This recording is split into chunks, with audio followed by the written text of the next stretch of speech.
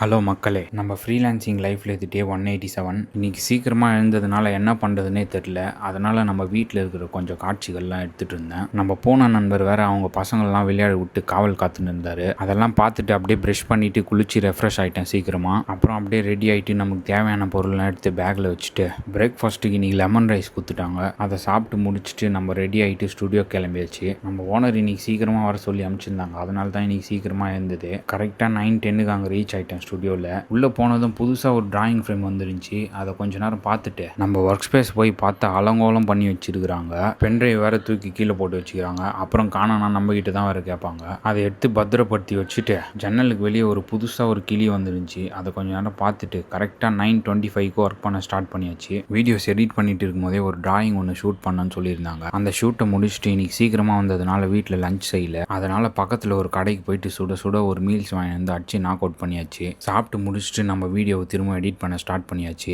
இந்த வீடியோ கொஞ்சம் பெருசாக இருக்கிறதுனால என்ன ஆர்டரில் வரணும்னு சொல்லிட்டு ஒரு மருந்து சீட்டில் எழுதி வச்சுட்டேன். ஏன்னா நாளைக்கு வந்து எடிட் பண்ண சொல்ல யூஸ் ஆகும். இன்னைக்கு சீக்கிரமாக போனதுனால வீட்டுக்கு 3 மணிக்கே வந்துட்டேன். அப்புறம் அப்படியே ரெஃப்ரெஷ் ஆகிட்டு நம்ம ரொம்ப நாளாக ஒரு பொருள் வாங்கணும்னு ஆசையாக இருந்துச்சு. அதை இன்னைக்கு போய் வாங்கின்னு வந்துட்டேன். என்ன பொருள்னு அன்பாக்சிங் வீடியோவில் சொல்கிறேன். அப்புறம் திரும்ப வீட்டுக்கு வந்து ரெடி ஆகிட்டு கிரவுண்டுக்கு கிளம்பிட்டேன். கிரவுண்டுக்கு போகிற வழியில் வேறு புதுசாக நாயெல்லாம் குட்டி போட்டுக்குது. அது கூட கொஞ்ச நேரம் விளையாடிட்டு கிரவுண்டுக்கு வந்துட்டு ஷூலாம் மாட்டின்னு விளையாட ஆரம்பிச்சாச்சு. இப்போ எப்படி இருக்குதுங்க, கொஞ்ச நேரத்தில் சரியான மழை வந்துடுச்சு. மழையிலே விளையாடிட்டு வீட்டுக்கு தொப்பை கட்டியாக வந்திருந்தேன். வந்தவொடனே சுடு தண்ணி குளியல் ஒன்று போட்டுட்டு சூடாக ஒரு காஃபியை குடிச்சிட்டு நம்ம வீடியோஸ் எடிட் பண்ண ஸ்டார்ட் பண்ணிட்டேன். எடிட் பண்ணி முடிக்கவே 9:30 ஆயிடுச்சு. அப்புறம் டின்னர் சாப்பிட்டு இன்னைக்கு கதை முடியுது. நாளைக்கு பார்க்கலாம். பாய்.